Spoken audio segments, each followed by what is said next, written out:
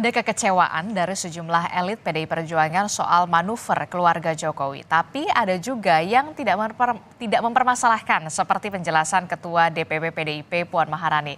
Lalu bagaimana sikap pasti dari PDI Perjuangan, utamanya soal status Gibran Rakabuming yang menjadi bakal cawapres Prabowo Subianto. Kita bahas bersama dengan politisi PDI Perjuangan yang juga anggota DPR. Sudah ada Bang Andreas Hugo Parera. Selamat pagi Bang Andreas. Ya, Bang Andreas, nampaknya audionya masih di mute, Bang Andreas. Udah. Oke, selamat pagi Bang Andreas. Selamat pagi Aristi. Oke. Pak Firman, selamat pagi. Ya baik, selamat pagi. Kemudian juga ada Wakil Ketua Umum Partai Gerindra, Mas Habibur Rahman. Selamat pagi, Assalamualaikum. Assalamualaikum, waalaikumsalam. Selamat pagi Bung Andreas, Adisti, Pak Firman. Oke, dan juga yang terakhir ada peneliti senior Pusat Riset Politik BRIN, Firman Nur. Selamat pagi Pak Firman. Selamat pagi Mbak Adisti, selamat pagi Pak Hugo, selamat pagi Mas Habib. Oke, langsung saja saya ke Bang Andreas. Ini Bang Andreas masih berkutat soal bagaimana hubungan keluarga Joko Widodo setelah manuver dari Gibran Rakabuming Raka bersanding dengan Prabowo Subianto untuk mengikuti kontestasi Pilpres 2024. Jadi sebenarnya PDI Perjuangan ini kecewa atau biasa saja karena Ketua DPP PDIP ini Pak Jarod Saiful Hidayat mengatakan kalau Bu Mega itu ketawa-ketawa saja, nggak ada masalah, sudah biasa seperti ini. Jadi sebenarnya kecewa atau tidak?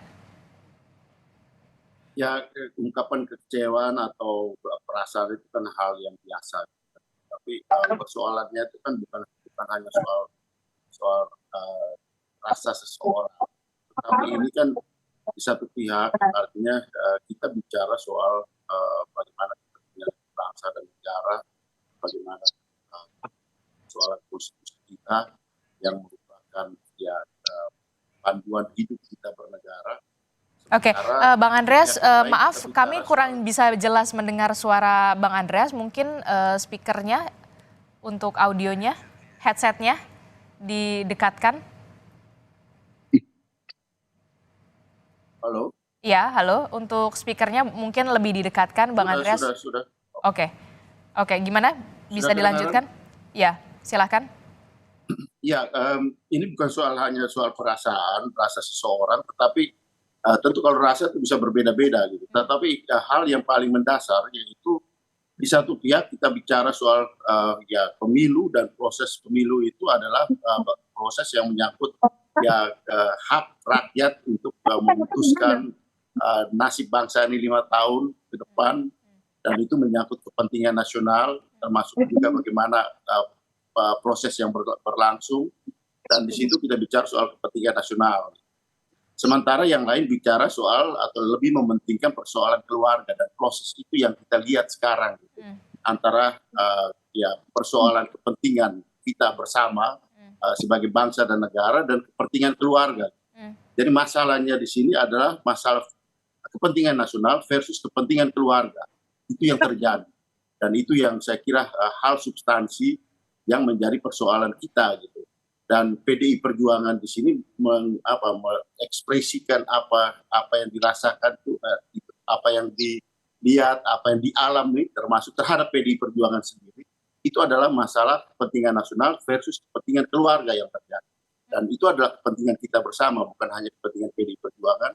Dan respon-respon dari berbagai kelompok masyarakat, baik dari grassroots sampai kepada kelompok cendekiawan, kelompok-kelompok aktivis, itu merupakan ekspresi dari bagaimana mereka melihat kepentingan nasional ini diobrak-abrik oleh kepentingan keluarga, dan proses itu yang terjadi. Kita lihat bagaimana apa yang terjadi di Mahkamah Konstitusi sekarang itu sangat-sangat jelas menunjukkan bagaimana kepentingan keluarga itu mendominasi di dalam proses pengambilan keputusan kemarin, dan itu sekarang menjadi persoalan. Saya kira itu persoalannya. Oke, jadi dengan kata lain bisa dikatakan PDI Perjuangan kecewa dengan putusan MK yang kemudian dirasa syarat dengan kepentingan keluarga, akhirnya melenggangkan Gibran Rakabuming Raka sebagai bakal calon wakil presiden dari Prabowo Subianto. Begitu kekecewaannya terutamanya ya, Bang Andreas. Ya, poinnya adalah di sini kita lihat secara Golongan. jelas kalau kita mau rumuskan itu adalah kepentingan keluarga versus kepentingan nasional, kepentingan Hmm, bangsa dan negara hmm, yang menyangkut proses pemilu yang berlaku. Itu yang terjadi. hmm. Termasuk juga soal manuver Gibran berarti ya, juga merasa kecewa manuver Gibran yang akhirnya kemudian melenggang bersama dengan Prabowo Subianto di kontestasi Pilpres 2024. Ya, itu ada di dalam proses ini gitu. Ada Oke. di dalam proses kepentingan keluarga ini. Itu yang terjadi. Jadi sehingga kalau PDI Perjuangan mengekspresikan apa yang dirasakan, apa yang dilihat, dan itu adalah kepentingan kita semua, bukan hanya kepentingan PDI Perjuangan. Persoalan konstitusi itu adalah persoalan bangsa dan negara, bukan persoalan PDI Perjuangan aja. Aha, Dan itu kan juga direspon oleh banyak pihak gitu. aha, Eh, dari berbagai kelompok kalangan, baik dari kalangan grassroots sampai kepada para cendekiawan, para pemerhati politik, para aktivis, itu memperhatikan proses yang terjadi dalam hari-hari, dalam minggu-minggu terakhir ini gitu, yang mengganggu kepentingan nasional kita yang berkaitan dengan proses pemilu aha. yang adil, jujur, langsung, umum, bebas, rahasia. Dan sekarang juga orang mulai mengkhawatirkan bahwa akan pemilu ke depan ini akan tetap dengan kepentingan nasional atau dengan versus kepentingan keluarga yang akan terjadi kalau proses ini berlangsung terus gitu. Oke, oke. Mas Habib, bagaimana tanggapannya kalau dari PDI Perjuangan sendiri jelas-jelas kemudian kecewa dengan adanya kepentingan nasional versus kepentingan keluarga yang termasuk di dalamnya adalah soal putusan MK yang akhirnya bisa memuluskan langkah Gibran Rakabuming Raka untuk bermanuver, kemudian akhirnya menjadi pendamping Prabowo Subianto di Pilpres 2024. Tanggapan Anda? Ya, tentu dalam setiap putusan pengadilan, ya putusan mahkamah, ada pihak yang suka dan ada pihak yang tidak suka. Hmm. Ya, ada pihak yang tidak suka pun dengan berbagai latar belakang. Ada yang karena memang intelektual kritis yang selalu mengkritisi apapun produk kebijakan penguasa, tapi ada juga yang mengkritisnya karena kepentingannya terganggu, karena keinginan berkuasanya, syahwat kuasanya terganggu, ya kan? Nah, ini yang munafik-munafik seperti ini kan juga mengkampanyekan terus mendistorsi putusan Mahkamah Konstitusi. Nah, apapun ya, kedua belah pihak yang berpendapat itu sama-sama kita hormati, tetapi adab ya, kemudian budaya hukum kita, kalau sebuah pengadilan sudah menghasilkan putusan ya, dan putusan itu mengikat, maka kita harus menghormatinya. Nah, ini yang merupakan juga bentuk konsistensi kita, komitmen kita pada demokrasi. Demokrasi itu adalah bagaimana kita mentaati hukum. Bahwa kita bukan hanya selain negara demokrasi, kita adalah negara hukum. Bentuk pembangkangan terhadap putusan pengadilan, ya kan? Apalagi Mahkamah Konstitusi adalah produk reformasi, itu merupakan pembangkangan terhadap konstitusi dan demokrasi itu sendiri, ya. Sehingga nggak akan putus ya kalau kita terus memperdebatkan sesuatu yang sudah final, ya, sudah mengikat, ya. Kalau saya melihat di masyarakat, ya, emang ada yang menolak tadi, tapi yang mendukungnya jauh lebih banyak. Kita lihat ya bagaimana putusan MK disambut dengan sujud syukur dan keceriaan kaum muda, ya, yang lebih melihat substansinya. Bagaimana kaum muda bisa menempatkan representasinya dalam kontestasi yang sangat prestis seperti ini. Ya, mereka lihat itu loh, esensinya bahwa Mahkamah Konstitusi memberikan hak kepada kaum muda. Lalu putusan Mahkamah Konstitusi ini nggak ada konflik kepentingan keluarga atau kepentingan nasional, karena dengan bisa majunya anak muda tidak menghalangi pihak manapun untuk maju juga. Apakah karena ada pihak yang takut dengan majunya anak muda sedemikian takutnya sehingga kalau anak muda maju dianggap bisa mengganggu kepentingan nasional? Logikanya dari mana? Gitu loh. Jadi kami tidak ingin intervensi ya soal hubungan Mas Gibran dengan PDI Perjuangan. Mas Gibran tentu cawapres kami. PDI Perjuangan adalah partai politik sahabat kami. Tapi kami perlu meluruskan juga, ya, ruang publik ini jangan dikotori oleh narasi-narasi berdasarkan kepentingan, ya, untuk melegitimasi kepentingan dan syahwat politik, mendelegitimasi lembaga produk reformasi yaitu Mahkamah Konstitusi, gitu kan. Sebab kalau putusan Mahkamah Konstitusi terus dilegitimasi, padahal konstitusi kita mengatur putusan tersebut final, ya, dan mengikat ketika saat diucapkan, kita lama-lama bisa ambruk negara ini satu demi satu lembaga Tapi negara. Ya, kalau tidak sesuai dengan kepentingan kita, tidak sesuai dengan syahwat politik kita, ya kan, kita apa namanya, kita delegitimasi. Nah, ini yang paling berbahaya gitu loh. Kita kemarin ya kan, misalnya banyak putusan Mahkamah Konstitusi kita juga nggak suka, misalnya soal KPK dan lain sebagainya. Tetapi nggak ada ya sikap politik yang keras dari pihak-pihak yang berkepentingan seperti ini, nggak ada kok, gitu loh. Karena memang ini soal kepentingan aja. Begitu juga hal ini gitu loh. Ketika Mas Gibran maju jadi ribut. Kalau Mas Gibran nggak maju nggak ribut. Ini bukan masalah hukum, bukan persoalan kekhawatiran terganggunya kepentingan nasional dan lain sebagainya. Ini soal politik gitu kan, soal kepentingan politik. Nah, ya kita luruskan saja. oke. Kita luruskan pada proporsinya gitu. Oke, tapi kan bisa dikatakan ini menjadi ribut ketika nama Gibran Rakabuming Raka akhirnya kemudian melenggang bersama Pak Prabowo Subianto. Walaupun kita tahu nama Gibran Rakabuming Raka ini masih menjadi kader dari PDI Perjuangan, bukan begitu, Bang Andreas? Ya, justru yang saya sampaikan ya kan, bahwa jadi ribut karena ada persoalan politik gitu. Ke saya atau ke Pak Andreas? Sorry, maaf. Ke Bang Andreas, Bang Andreas. Oh, maaf Bang. Sorry Bang. Silakan Bang Andreas. Ini kan yang kemudian menjadi ribut adalah ketika nama Gibran Rakabuming Raka akhirnya melenggang bersama dengan Prabowo Subianto. Ya, saya kira semua orang bisa melihat itu gitu. Artinya bagaimana proses ini terjadi dan bagaimana ya Mas Gibran kemudian diusung oleh Golkar dan kemudian menjadi calon wakil presiden yang sekarang juga masih ada di dalam proses tanda tanya ini gitu. Karena ya berbagai hal-hal yang berkaitan dengan prosedur, baik itu di MK, baik itu di KPU, PKPU yang hari-hari ini juga masih banyak tanda tanya, banyak hal yang dipersoalkan. Nah, saya kira itu masalahnya gitu. Itu hal yang menjadi, dan itu dilihat oleh semua orang gitu, diperhatikan oleh semua orang.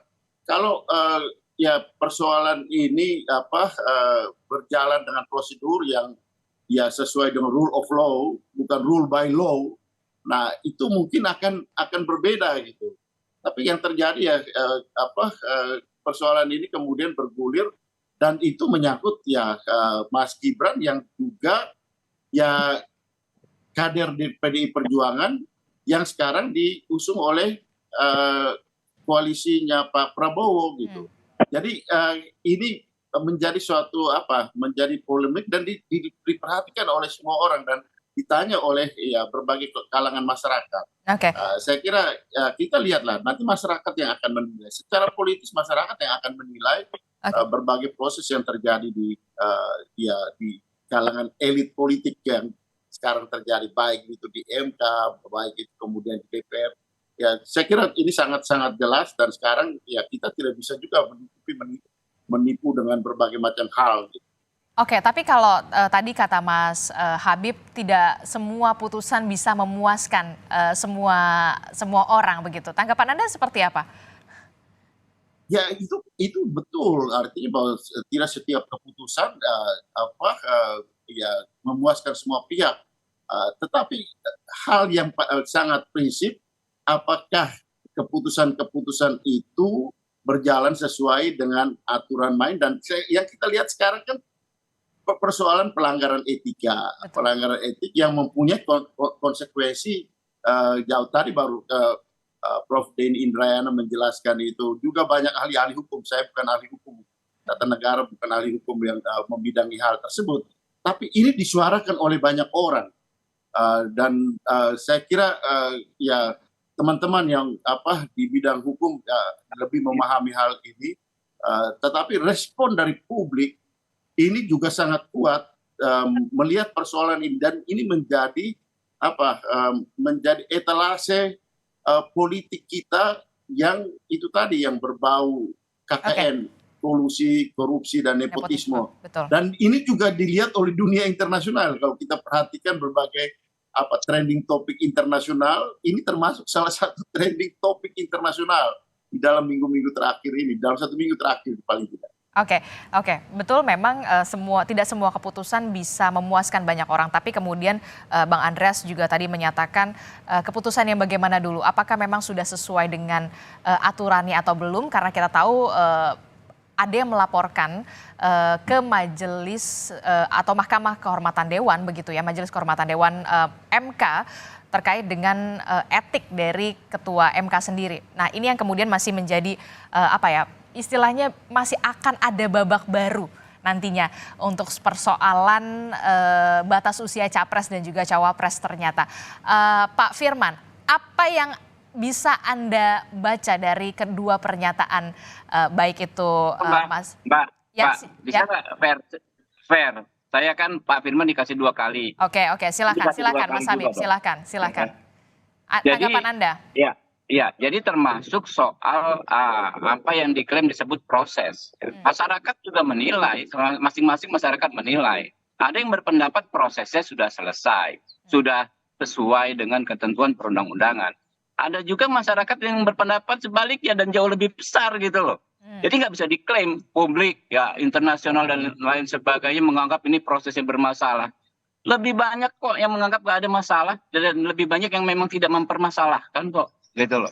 Jadi namanya kalau orang tidak ya menerima, tidak suka dengan putusan ini memang dicari legitimasinya mulai dari pertimbangan hukumnya dan lain sebagainya. Tapi anyway, prosedur pertimbangan hukum dan lain sebagainya itu sudah termuat dalam putusan Mahkamah Konstitusi. Betul. Dan itu bagian dari putusan yang sudah diumumkan dan sudah berlaku gitu loh. Jadi nggak tepat ya kan kalau putusan benar tapi prosesnya termasuk prosesnya. Putusan itu kan terbit dari proses gitu loh.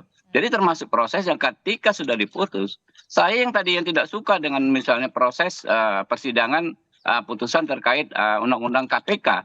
Begitu sudah diputus ya kita hormat, kita ikuti bahwa masa periode pimpinan KPK menjadi 5 tahun. Mau gimana ya? Inilah konsekuensi kita berdemokrasi dan konsekuensi kita bernegara hukum. Oke, baik. Itu tadi tanggapan dari Mas Habibur Rahman. Kalau Pak Firman Nur sendiri menanggapinya seperti apa? Membacanya soal ini bagaimana? Putusan MK kemudian berujung kepada Prabowo Subianto yang akhirnya bersanding ke Mas Gibran Raka Buming Raka untuk ikut dalam kontestasi Pilpres 2024. PDI Perjuangan merasa kecewa, ditinggalkan oleh keluarga Jokowi. Apa yang Anda bisa baca dari sini? Baik, saya mau melihat dalam perspektif bahwa ada 2 hal di sini yang harus kita cermati. Pertama, statement dan respon atas statement ini terkait dengan kontestasi Pilpres. Itu yang pertama. Yang kedua adalah akumulasi rasa kegundahan PDIP akibat sikap Jokowi. Jadi, Mbak, ada 2 faktor. Faktor eksternal yang terkait dalam rangka kompetisi yang bagi PDIP punya tendensi negatif. Betul. Dan juga masalah kegundahan internal. Ya, yang kemudian mencuatkan menjadi 3 isu utama, yakni perasaan PDIP yang gundah karena dukungan PDIP kepada Jokowi tidak sejalan dengan harapan PDIP atau tidak berbalas sesuai dengan apa yang sudah dilakukan oleh PDIP, tidak sepadan begitu. Itu yang pertama. Yang kedua adalah isu 3 periode yang diangkat kembali, yang kemudian menjadi entry point bagaimana hubungan itu semakin renggang. Dan yang ketiga adalah masalah kontroversi keputusan MK yang akhirnya terkoneksi dengan pencawapresan Gibran. Nah, ketiga hal itu berimbas tentu saja kepada legitimasi Jokowi, kepada keputusan MK, dan kepada pencapresan Gibran. Nah, ini yang sedang dilakukan oleh PDIP, melakukan manuver untuk seperti itu. Yang tentu saja pada akhirnya ini akan berimbas pada Pak Prabowo dan Gerindra. Karena justru ketiga hal itulah eksistensi Pak Jokowi, keputusan MK, dan pencawapresan Gibran itu adalah soko guru dari manuver politik Pak Prabowo dan Gerindra itu sendiri. Nah, inilah yang kemudian terjadi semacam tabrakan kepentingan ya, yang kemudian melahirkan banyak penafsiran-penafsiran. Apa yang kita saksikan barusan adalah penafsiran-penafsiran yang memang berbeda, yang saling bertolak belakang. karena memang kepentingan politik praktisnya di dalam konteks pilpresnya berbeda dan perasaan terkait dengan Pak Jokowinya juga berbeda begitu ya. Apa yang dirasakan oleh PDIP tidak dirasakan oleh Gerindra dan para pendukung di koalisinya. Para pendukung di koalisi selalu menganggap bahwa Pak Prabowo dan Pak Jokowi sangat menghargai mereka. Sementara bagi PDIP terjadi hal yang sebaliknya, bahwa ada semacam satu hal yang membuat mereka gundah karena ini terkait dengan semacam dalam tanda kutip pelecehan eksistensi Pak Jokowi dan Gibran sebagai kader PDIP.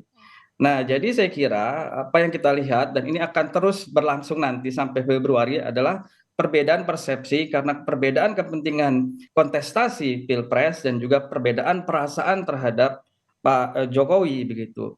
Nah, saya kira apa yang terjadi saat ini merupakan hal yang memang sebetulnya baik-baik saja, sehat. Justru saya mendambakan adanya satu kontestasi yang memang yang seru dan canggih dari partai-partai besar ini agar nanti kita semua bisa belajar mengenai pertama tertib dalam persoalan pengkaderan partai, kedua tertib di dalam beretika dalam politik, Oke. ketiga tertib di dalam persoalan checks and balances begitu ya, tidak satu suara terus begitu ya, tapi ada kelompok-kelompok yang bisa mengkritisi secara rasional sehingga akhirnya muncul satu bentuk checks and balances yang akan menyehatkan demokrasi kita. Oke.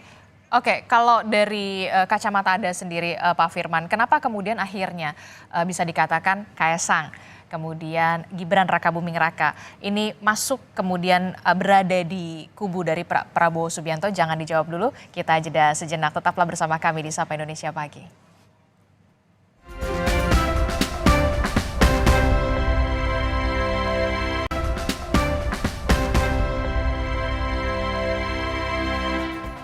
Terima kasih Anda masih bersama kami di Sapa Indonesia Pagi. Saudara, masih membahas bagaimana PDI Perjuangan yang kemudian merasa kecewa ditinggal oleh keluarga Joko Widodo. Kita masih membahasnya bersama dengan Bang Andreas Hugo Parera dari PDI Perjuangan, kemudian juga ada Mas Habibur Rahman dari Partai Gerindra dan juga ada dari BRIN, Pak Firman Nur. Saya ke Pak Firman Nur terlebih dahulu yang melanjutkan tadi dialog kita.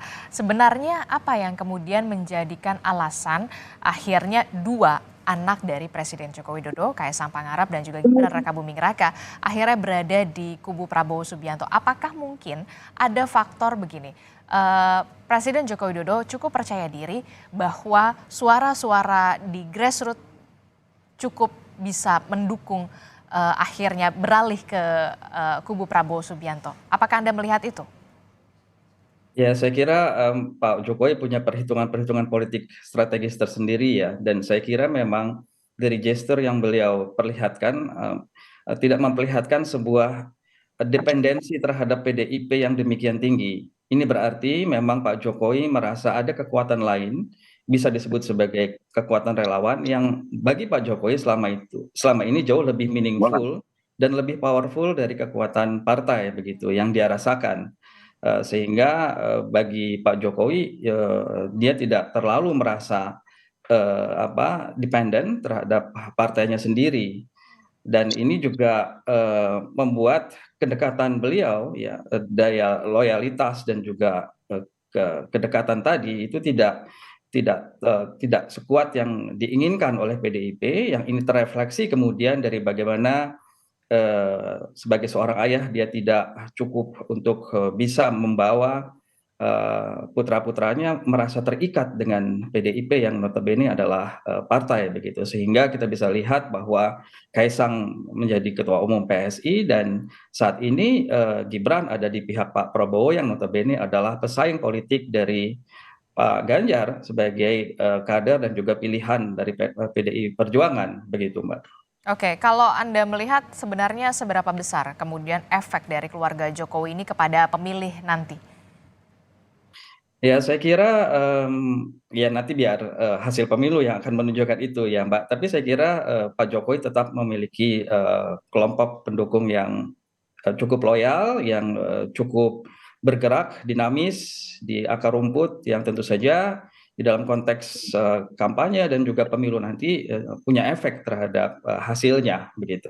Oke, Mas Habibur Rahman, saya masih ingat ya pernyataan dari Pak Prabowo pada saat Rakernas, kalau tidak salah, Rakernas Gerindra, yang menyatakan sebenarnya Pak Prabowo ini sudah ada rencana untuk menghadap Ibu Mega.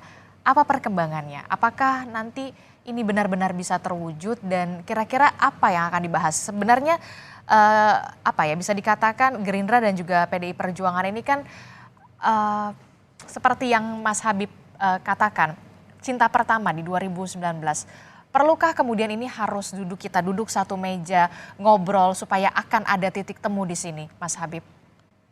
Ya, benar sekali ya bahwa hubungan Pak Prabowo dengan Ibu Mega itu sangat baik ya, dan hubungan itu sudah teruji. Jadi bukan bukan hubungan kaleng-kaleng karena melewati pasang surut. Dari sekitar mungkin 20-an tahun yang lalu lah ya, atau 15 tahun lalu setidaknya setelah Gerindra berdiri ya. Kadang kita satu perahu, kadang beda perahu, tapi hubungan baik antara Pak Prabowo dan Ibu Mega terus terbina sampai saat ini. Bahkan sekarang ya, sama seperti ketika 2019 kami misalnya berbeda pilihan, itu anggota-anggota DPR ya yang menyatakan pendapatnya menyerang dalam tanda kutip Ibu Mega, nggak ada ampun kena sanksi kok. Banyak kawan-kawan saya coba cek di DPR ya, yang statementnya offside tanda kutip ya, seolah menyudutkan dan mendiskreditkan Ibu Mega, nggak ada ampun. Dipindah ke komisi yang jauh sekali dari passionnya, gitu kan. Dan bagi anggota DPR itu sama aja udah diberhentikan jadi anggota DPR.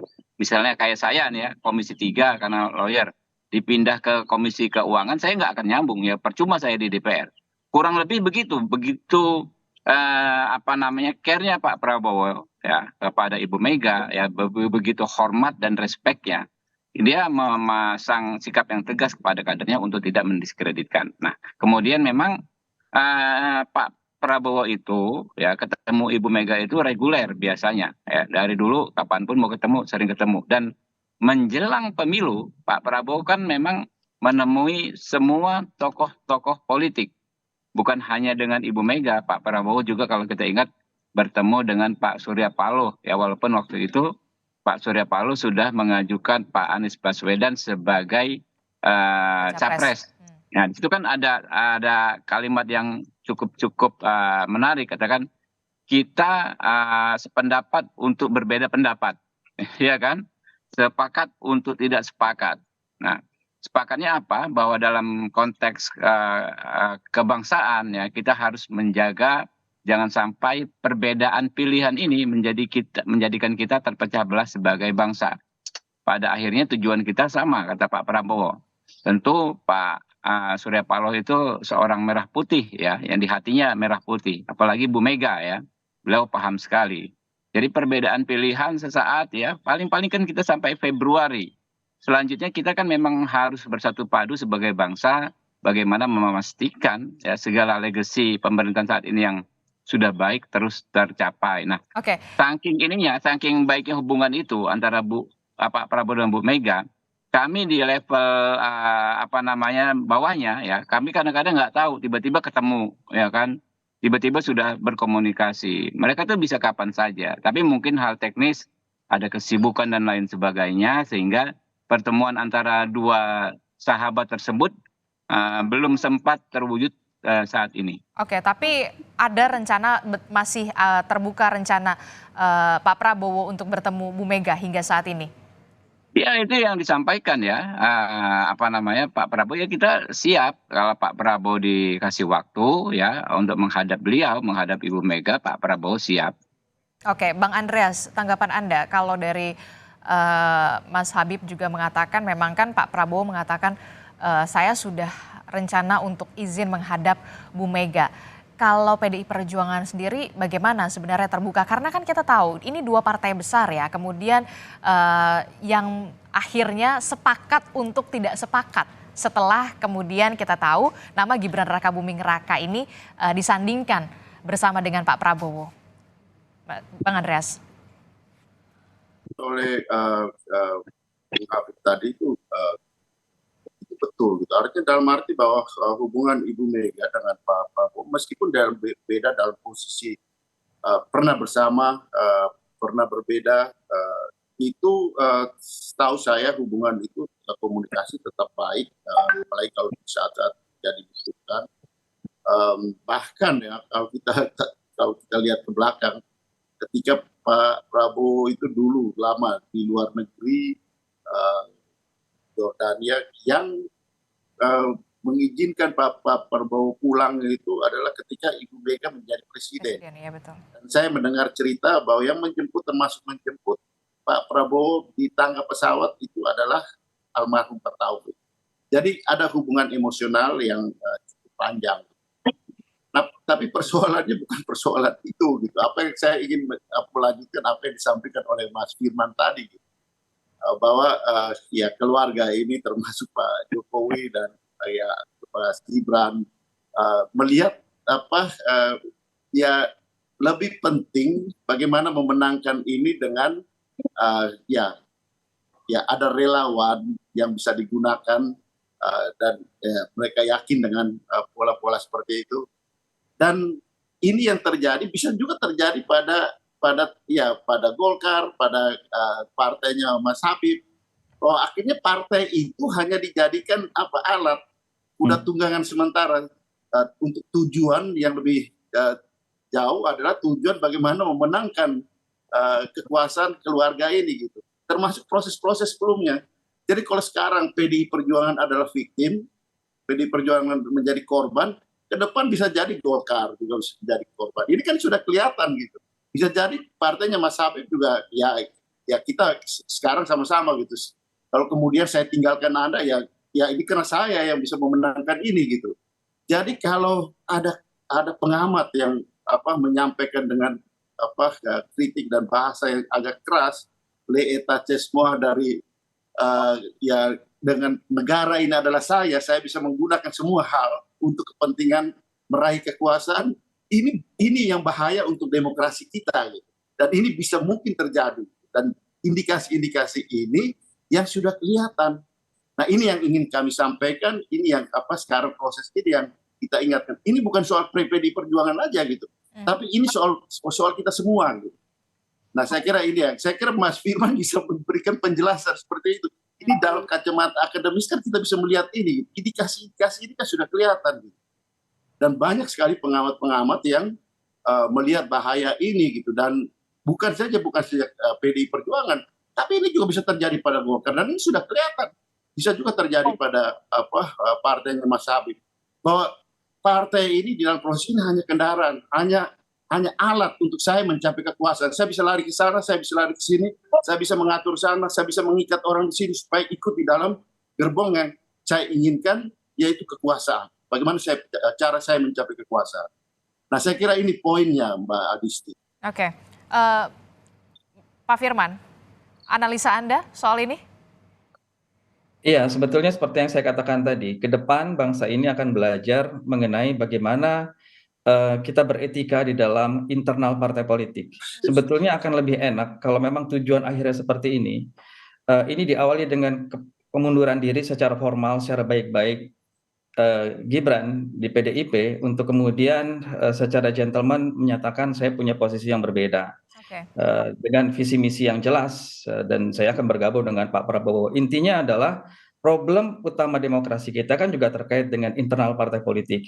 Nah, problem itu tidak akan pernah terselesaikan kalau kemudian ditambah dengan persoalan-persoalan seperti ini, begitu ya, persoalan-persoalan yang menafikan eksistensi sebuah partai politik. Ya, bagaimana orang akan respect dan menghargai partai politik kalau kader-kadernya sendiri berperilaku seperti itu? Nah, saya kira ke depan masalah ini harus jadi perenungan bersama bahwa partai politik itu bukan sekedar alat ya, bukan sesuatu yang bisa disposable, bisa dibuang begitu saja, tapi sesuatu yang harus direspek bersama karena akan terkait dengan eksistensi demokrasi. Tidak ada demokrasi yang sehat tanpa partai politik yang dihormati, yang dikelola dan terlembaga dengan baik oleh kader-kadernya. Itu yang pertama. Yang kedua adalah masalah etika politik. Etika politik, hubungan antar partai, etika politik di dalam masalah kontestasi, dan juga etika politik, hubungan trias politika di negara kita. Etika politik ini penting, karena kalau tidak ada etika, semuanya menjadi sah-sah saja. Dan yang ketiga, saya juga suka dengan situasi ini dalam tanda kutip, Karena saya membayangkan nanti ada partai-partai besar yang punya argumen kuat masing-masing yang nanti akan sama-sama membangun demokrasi kita menjadi lebih hebat lagi begitu ya. Bukan satu bentuk politik kartel yang meskipun tahu ada persoalan tapi sama-sama diam. Tapi satu bentuk persaingan atas dasar logika konstitusi, atas dasar kepentingan politik dan semuanya akhirnya akan menyebabkan saya kira demokrasi kita akan menjadi lebih baik ke depannya. Saya kira demikian, Bang. Oke, etika berpolitik, Mas Habib, apakah nanti ke depan akan ada rencana untuk berkoordinasi dengan Mas Gibran Rakabuming Raka soal kejelasan mundurnya Mas Gibran ini dari PDI Perjuangan? Karena saya melihat masih ada yang belum selesai. Ya, jadi gini, apa namanya, seseorang yang maju menjadi capres atau cawapres itu kan memang berbeda dengan seseorang yang maju untuk menjadi caleg. Ya. Kalau di caleg memang orang tidak bisa maju dari partai tertentu kalau dia bukan anggota partai tertentu. Tapi kalau capres berbeda. Berdasarkan konstitusi, berdasarkan undang-undang pemilu bahwa bisa diajukan oleh partai atau gabungan partai politik. Ya, jadi orang yang tidak berpartai pun bisa maju gitu. Nah, fenomena adanya politisi yang maju tidak dari partai politik yang membesarkannya kan bukan baru. Kita tahu misalnya Pak Yusuf Kalla tahun 2004, tahun 2014 beliau yang kader Golkar dari mahasiswa ya, dari zaman HMI kemudian KNPI ya, kader Golkar maju melalui koalisi yang bukan diusung oleh Partai Golkar. Ya, termasuk yang terakhir ketika menjadi cawapresnya Pak Jokowi. Paham. Ya. Waktu itu yang diajukan adalah oleh Golkar Pak Prabowo, tapi beliau maju mendampingi Pak Jokowi, bukan melalui Partai Golkar. Nah, begitu juga beberapa bulan yang lalu ya, waktu itu ada masih kader kami namanya Pak Sandiaga Uno ya, melakukan komunikasi, melakukan koordinasi ya, menghadiri berbagai rapat-rapat dengan partai politik lain dalam konteks keinginannya ya yang kami dengar begitu untuk maju sebagai cawapres dari koalisi lain. Ya. Kami menganggap ya, Partai Gerindra menganggap itu bukan sesuatu yang negatif ya, karena kita berpolitik itu ada 3 hal yang menjadi menurut kami menjadi acuan kita. Yang pertama soal ideologi ya, bagaimana ideologinya, apakah kita ada di kelompok yang ideologinya sesuai dengan ideologi bangsa dan negara kita ya, ideologi yang kita inginkan. Yang kedua secara politik, apakah secara politik ya masih dalam satu frame yang sama. Yang ketiga baru politik itu memang mengakomodir ya ruang bagi kepentingan pribadi masing-masing orang. Makanya di undang-undang partai politik ya, kedaulatan itu bukan di pimpinan tapi di anggota malah. Coba kita cek ya. Undang-undang partai politik ya, artinya memang seorang politisi ya memiliki kebebasan ya untuk menyalurkan aspirasi politiknya ya, termasuk juga mempertimbangkan karir politiknya dan lain sebagainya sepanjang tidak bertentangan dengan sikap politik dan sikap ideologisnya.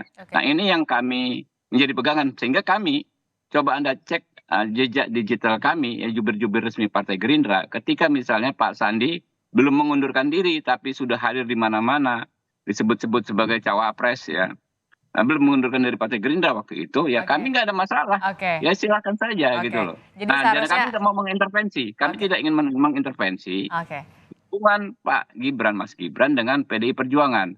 Kami yakin ya mereka punya hubungan yang baik satu sama lain dan punya cara untuk menyelesaikannya dengan baik gitu.